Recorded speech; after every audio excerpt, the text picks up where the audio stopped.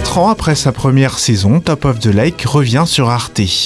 Jane Campion quitte l'arrière-pays néo-zélandais et embarque son héroïne flic dans une affaire de meurtre qui va rapidement faire écho à sa vie intime. Nos 3 critiques ont pu voir ces 6 nouveaux épisodes. La saison 1 de Top of the Lake devait beaucoup à ses paysages sauvages et à son atmosphère troublante. China Girl, sous-titre de ce nouveau volet, change de contexte. Mais il y a toujours cet élément récurrent de l'eau, élément très symbolique du cinéma de Jane Campion, et très sensible aussi, au sens de sensation. Et là, on suit le voyage sous-marin d'une valise dont s'échappent les longs cheveux d'une sirène assassinée. Jane Campion veut que la ville soit un décor plus étouffant, plus oppressant, avec le béton, avec des espaces puis réduits.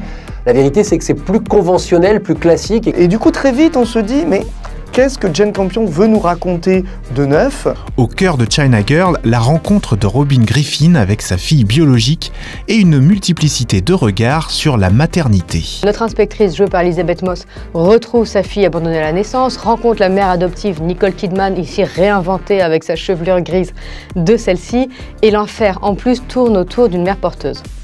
On a l'impression que Jane Campion a voulu plaquer sur cette saison 2 un maximum d'angles sur son sujet et que chaque personnage incarne une façon différente d'avoir des enfants, de vouloir des enfants, d'être parent, d'être mère, d'être enceinte, etc. Souvent, l'enquête que l'on suit en parallèle de ces parcours intimes vient parasiter, voire entraîner ces personnages dans quelque chose d'un peu grand-guignolesque.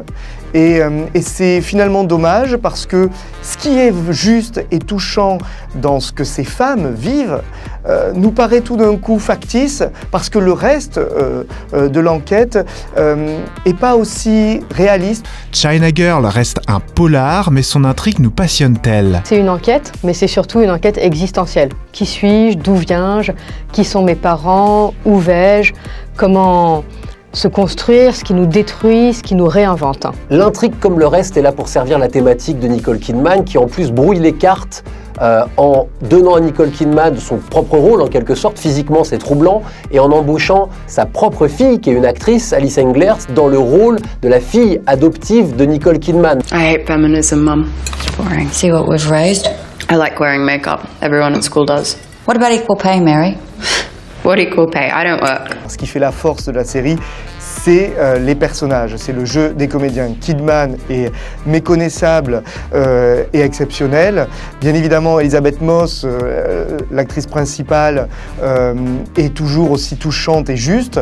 Il y a une drôlerie dans les dialogues et jusque dans le visuel avec un super duo qui est celui d'Elisabeth Moss et de Gwendoline Christie, la géniale Brienne de Game of Thrones. Toutes les deux font équipe, donc un duo de flics qui renouvelle vraiment le genre.